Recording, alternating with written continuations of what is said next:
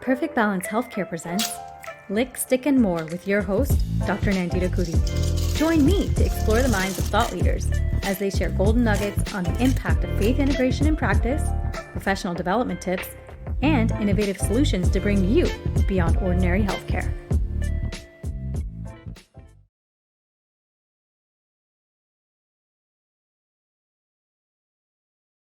I have people ask me, what is a pharmacy consultant?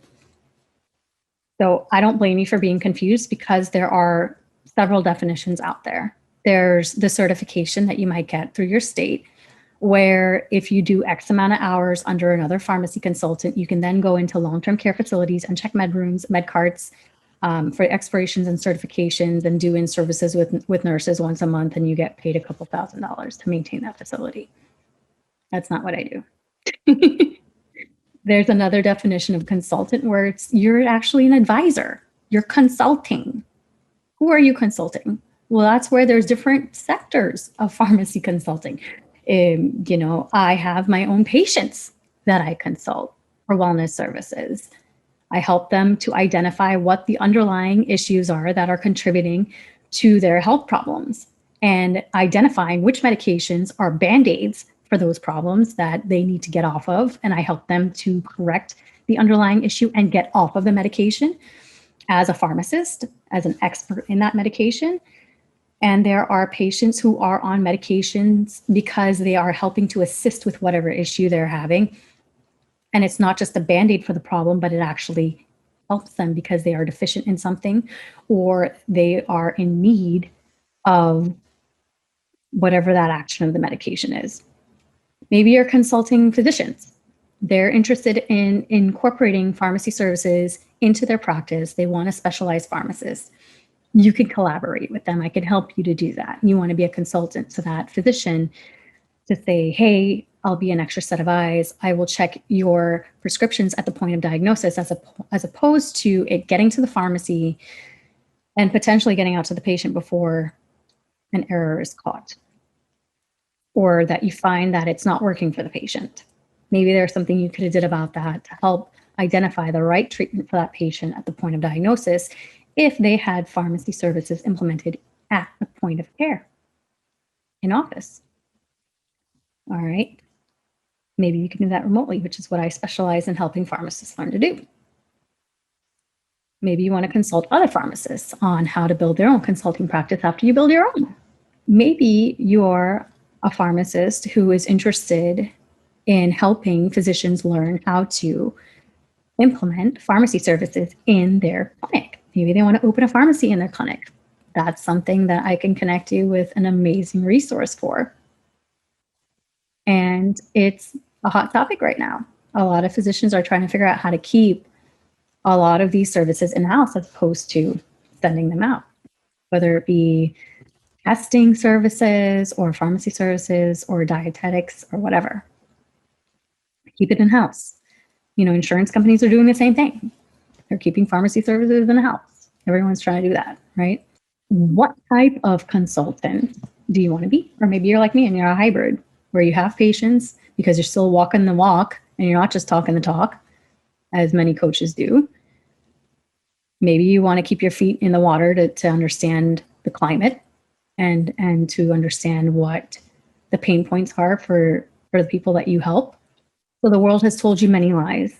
They tell you, you need to be qualified in everything that you do by authority of man in order to do it. Okay. Yes, you do need to be trained, but you guys are doctorates of pharmacy.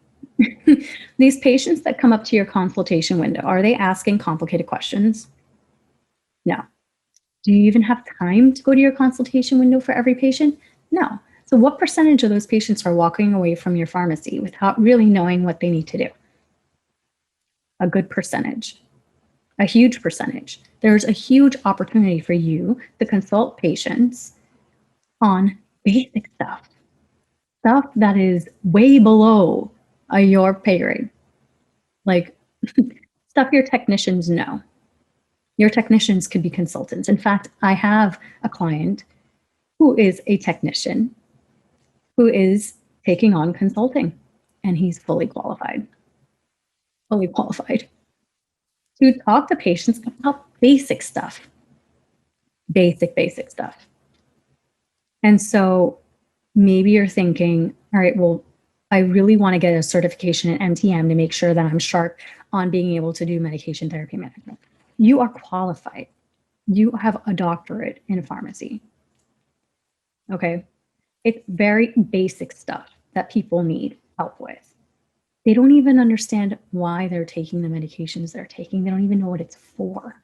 It's that basic. It's that sad that the doctors haven't had a chance to really sit down and explain the basic things.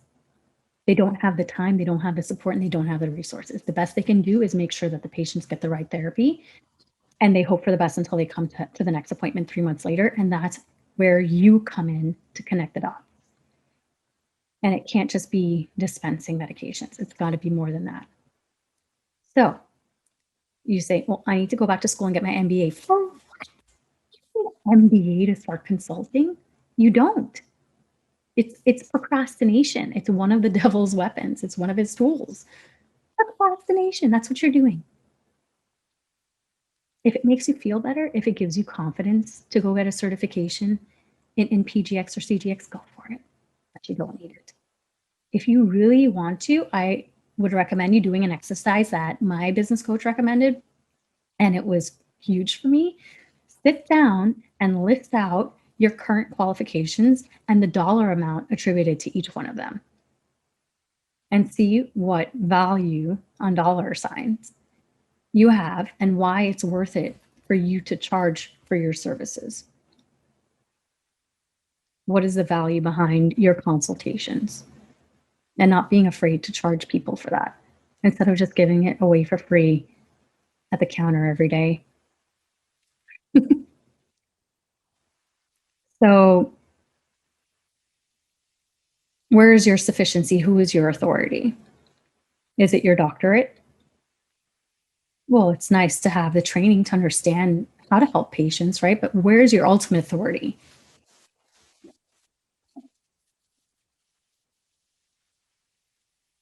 Here it is. I found it. Your ultimate authority is the word. Turn with me to 2 Corinthians 3:6. Back it up. 3:5.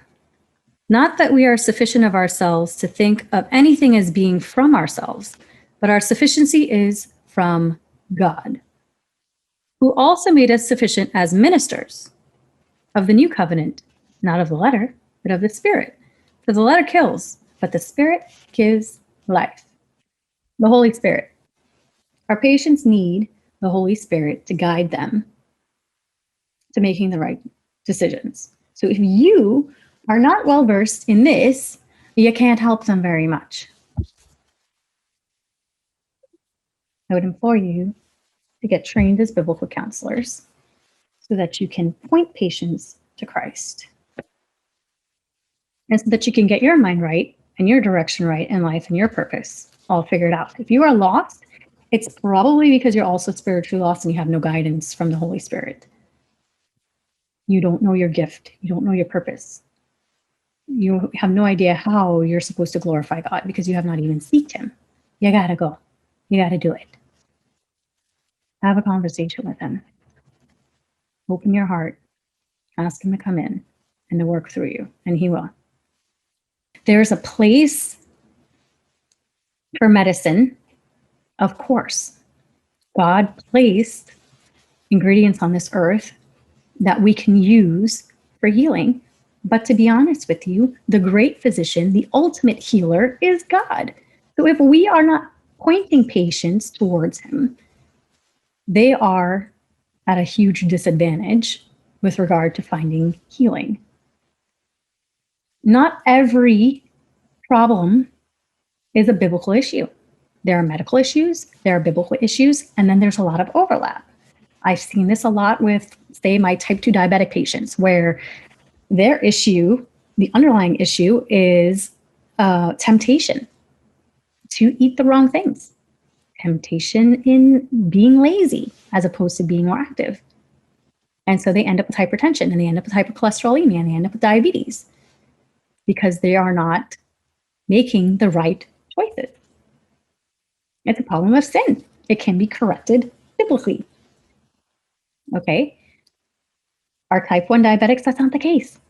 Okay, so there's medical issues and there's biblical issues, and there's a lot of overlap. And we as pharmacists have an obligation to help to point our patients to Christ for healing and for righteousness in our choices. So I would implore you to get trained on how to do that, to take up biblical counseling, and to understand that the word is sufficient for helping patients without any and, this and therapy. No, it's this. If that's the problem, if it's a biblical issue, then the Bible is sufficient to fix that problem.